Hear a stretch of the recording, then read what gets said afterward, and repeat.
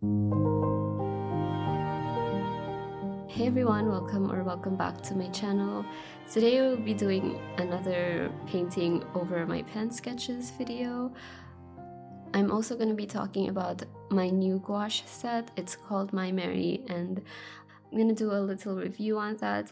This video took me a while to finish because I did take a little bit of a break from filming to focus on the course I'm taking on Domestika, and I want to share that video with you guys, but that's going to be for next time.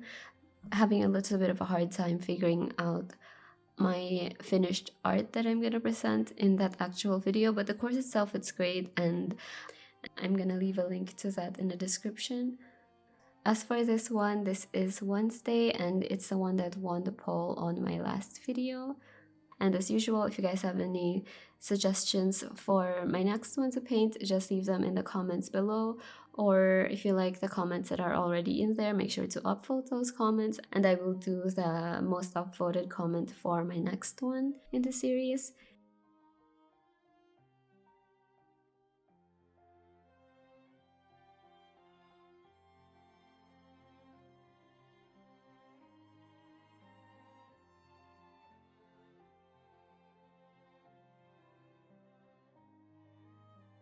While I was filming this, I remember that I actually didn't film the sketching stage of my last one, the one for Sleeping Beauty, so I decided to film this one. And the only difference in my art materials that I used is that instead of a black pen layered on top of my red pen, I am using my blue to add more details on top. I also got this multicolored pen. It really didn't have that much of a difference in the results, but I did enjoy having it be more colorful than with just a black. I also got this that I'm planning on using for feature videos. I think I want to do portraits with just these multicolored pens. I have always enjoyed doing those, so maybe in the future add more sketching videos to just my regular painting videos. But for this one, I really enjoyed the sketching stage. I thought it went by really fast, and it did.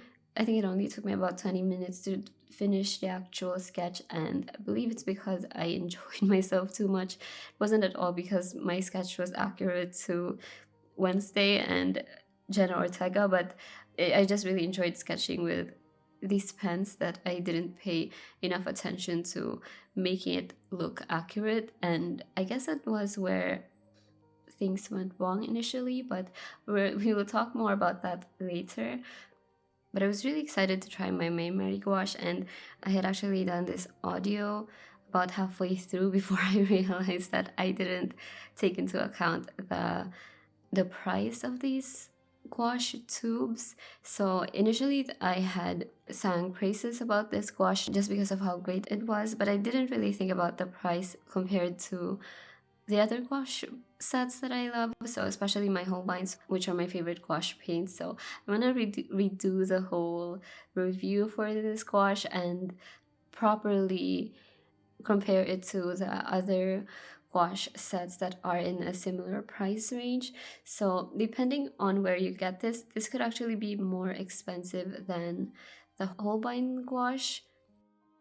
These are Italian paints, so maybe if you live somewhere in Europe, you can get these for cheaper than the Holbeins, and if you live somewhere closer to Japan, maybe you can get the Holbeins for less. But I think the price point is comparable to the Holbeins, so I'm going to be comparing the two. For the sake of transparency, I did get these for free. They were sent to me by Strathmore's for me to use for the workshop that I'm going to be doing for them. They didn't send this for me to review, but I am going to review them because I really, really enjoyed them. I really love how these paints behave, and I think what I love most about it is how well they mix together. There are some paints that would gray out really easily, and I was really excited to find out that this isn't one of them. These are extremely pigmented, and so it doesn't really feel like there's much else to the paint except for the pigment, so it feels like very thick watercolor, which I think is the best way to describe good gouache. I think the only thing that I noticed was how different the consistency is to my Holbeins. I think these are very similar to the Winsor & Newton designer squash, just in their consistency. When you paint with them and mix the colors, it's almost interchangeable with the Holbein gouache. Just that right out of the tubes, these feel a lot less thick than the Holbeins. I would say that it feels more like toothpaste, while Holbein gouache, it's just so incredibly thick and it almost feels like something solid, like very creamy lipstick. I don't know, it's hard to explain, but it's around those. It's just in the consistency that these paints feel very different, but in every other way they feel almost the exact same.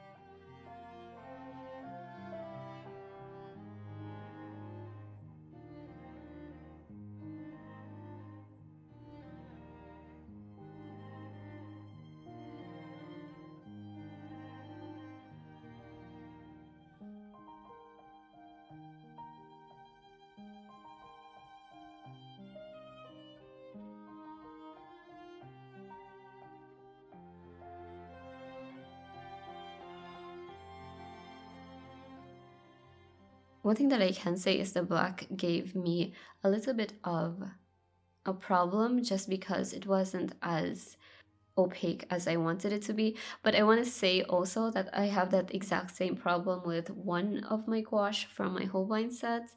And the only reason why I don't notice it is because I have multiple blacks from Holbein. So I have my ivory black and I also have jet black. So while the black on this set feels completely different to the ivory black from Holbein's, it feels almost identical to my jet black from Holbein. So that one, it just doesn't feel as thick as my ivory black, and it also doesn't feel as opaque. So that was the only color that I sort of have a problem with. And in this painting, it's very prominent. So you might see that in this demo, but all the other colors work great, and they also are just what you would expect from artist quality gouache. So I would 100% recommend these if they turn out to be less expensive where you are.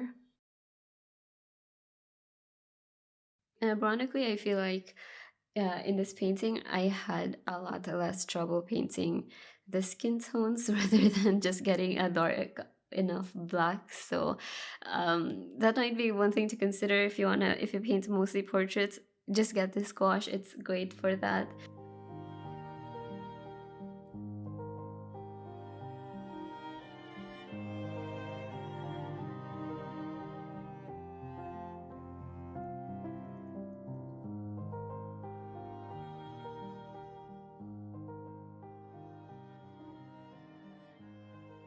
The white in this set especially is great for mixing skin tones because it lightens up the colors and it doesn't gray out. And the rest of the colors just complement that white. I especially like the burnt sienna on this set because it has a lot more pink undertones than I guess my burnt sienna from other colors. For example, my Holbein burnt sienna is a little bit warmer than this one. I feel like their burnt sienna is better suited for skin tones than the Holbein burnt sienna. And also the light ochre, I used it a lot for this. None of the colors are overpowering. I always say this, but the flame red from Holbein's is so hard to use when you're just starting out with it, especially for mixing skin tones. It just overwhelms a lot of its mixes. It's that strong, I guess, and that pigmented, but the burnt sienna and the light ochre really work together in this piece. They also mixed well with the blue that I used. It just neutralizes those colors without completely overpowering them and graying them out. I think that was one of the main things that made me really like this gouache set. And so that is it for my review on the paints. There's really not much to say. When a paint is good, you don't really notice much about it. And that's why the black stood out to me, because even though it's still great, everything else just worked so smoothly that the black not reacting in the way that I was used to, it just stood out. But really, when paints are great, you almost don't notice them working because they just do. So now that I'm done with the review, I can now talk about this painting. About halfway through with it, when I thought I was almost done with the piece, I just wasn't really connecting with it. And the main reason why is that I had started with her face, and the main thing that I really wanted to convey in this piece was that I really wanted her face to look like it's in shadow. And the reason why I included her hand in the painting is that I wanted it to be sort of the brightest part of the piece. And so when I started painting with her face, I just made it too bright, and it didn't really look like it was in shadow, and that was just so disappointing to me. And that is something that is hard to fix because of the nature of gouache, that it reactivates. It's very hard to glaze on it. So when something becomes too light, you almost have to sort of backtrack and redo the whole thing. Glazing with gouache is something that I have done before, but only with my Holbeins, so paints that I know how they would react and paints that I'm used to working with. So it was really hard for me. After I almost didn't touch this painting for 2 days just because of I wasn't really feeling it and I didn't really know how to go with it. So I just went ahead and focused on taking my course. But as soon as I got back to it, I just knew that I would have to redo the values of her face completely. So what I did was water down my black and my burnt sienna mixture and just really glazed over the whole thing. At first I was being careful with it and then carefully going over some of the details, but after I did that, I knew it wasn't gonna work if I didn't just go all the way with it. So I just went over everything with the black and the burnt sienna, a very watered down mixture, knowing full well that it was gonna redo the whole work that I did before that. But I knew I just needed to do it for me to really get the exact values that I wanted, and for me to just connect with the piece and be happy with it. I knew I needed to do that. And even though it looks tragic the way I did it, because you can really see all your hard work almost washing away, but it was a necessary step for me to just really get the values that I wanted.